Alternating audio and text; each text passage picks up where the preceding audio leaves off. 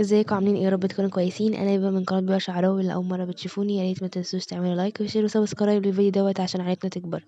اعذروني بجد، الفتره اللي فاتت انا ما نزلتش فيديوهات خالص، بقالي تقريبا شهر ما نزلتش فيديوهات عشان كان عندي امتحانات كتيره قوي الفتره اللي فاتت، وكنت كان عندي برد وتعبت كده فتره، يعني عشان البرد كان شديد جدا. فانا اسفه جدا على التاخير وان شاء الله الفيديو يبقى جميل ولطيف عليكم كده. كان الفيديو انا مصوراه بقالي فتره يعني، بس عشان ما كانش عندي وقت بصراحه فما كنتش عارفه انزله. كنا رايحين رحله في الجامعه بتاعتنا، كانت عامله رحله عشان نشوف المزرعه بتاعه جامعه القاهره اللي بيبقى فيها النباتات الطبيه والحاجات دي كلها. احنا دخلت انا وصاحبتي هنا في المكان ده، كان فيه نباتات كتيره جدا متجففه ومحطوطه كده في بوكسات كتيره، و انواع نباتات كتيره جدا اول مره حتى نسمع عنها او نشوفها وكده. فصورت لكم الشكل بتاعهم عامل ازاي. كان في هنا نبات الكتان ونبات الزيتون، وكان في كركم، انواع كتير اول مره اسمعها اساسا. وكان كتان والزنجبيل والبلادونا، انواع كتيره كانت متجففه. انا صورت لكم يعني معظم البوكسات تقريبا. ودي نبات البلادونا، احنا كده بندرسه اساسا يعني. فقلت اصوره. كنت بحاول افتح اي بوكس عشان اشوف شكل النبات من جوه، بس هو كان مقفول جامد. هو تقريبا مقفول بقفل او مقفول بحاجه، فمعرفتش افتحه يعني. ده نبات الكتان، واللي جنبه كان نبات الكركم. فطلعت انا وصاحبتي بقى عشان نشوف الفيو من بره. والمزرعه هي عباره عن مزرعه كبيره فيها انواع نباتات كتيره جدا، مزروع فيها كل حاجه. فاحنا طلعنا عشان نصور ونشوف الحاجه، مثلا النبات مختلف نبدا نصوره. وعجبنا شكل الورد جامد قوي، فعجبتنا كمان شكل الورده ديت، فقلت اصورها لكم. انا واصحابي صورناها كلنا. شكلها كان حلو قوي بجد يعني. بدأت أمشي أنا شوية وصحابي ندور على أي نبات شكله حلو أو مختلف نصوره.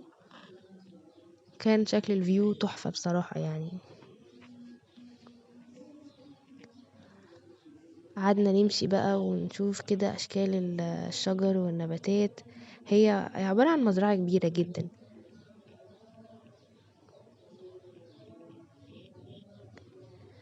أنواع الشجر كتيرة بقى والنباتات كتيرة مزروعة مع بعض. وده كانت واحدة صاحبتي برضو لمت ورد كتير جدا، فحبيت اصور لكم شكله. كان شكله حلو قوي، كان لافندر، وكانت تقريبا كانت هي ياسمين، كانت كمان لما ياسمين وفول تقريبا.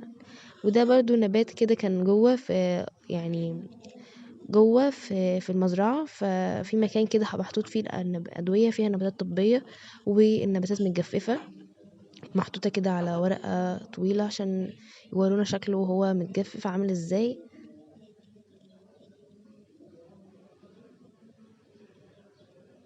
انا حبيت اصور لكم كل حاجه عشان يعني تكونوا معايا في كل حاجه. ده برضو زي المعمل كده. دخلنا المعمل ده كان محطوط فيه كده طبعا حاجات كتيره بتبقى للتقطير، يعني بيبداوا ان هم يغلوا النبات ويطلعوا منه الزيوت العطريه بتاعته او الفولاتايل اويل، ويبدا انه يطلعوا منه الحاجات بتاعته اللي مثلا يستخدموها في الادويه. فهو كان معمل كبير قوي، فحبيت ان انا اصوره لكم برضو.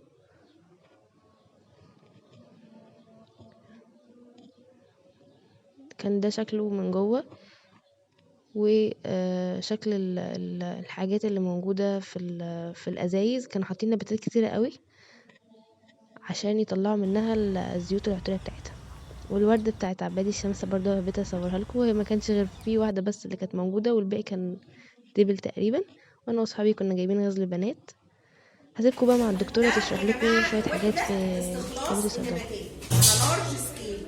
هنا بنستخلص النباتات عشان نحضر الالكول اكستراكت بتاعها. هي الدكتورة الالكول بتبدأ تشرح اكستراكت عن هو اللي احنا الحاجات اخدناه دي. كاكزامبل من الجليريك اسيد.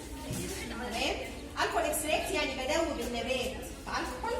طبعا في حاجات كتير بتدوب في الالكحول، هي السكندري ميتابولايت اللي هناخدها المحاضره الجايه هي دي اللي بتدوب في الالكحول.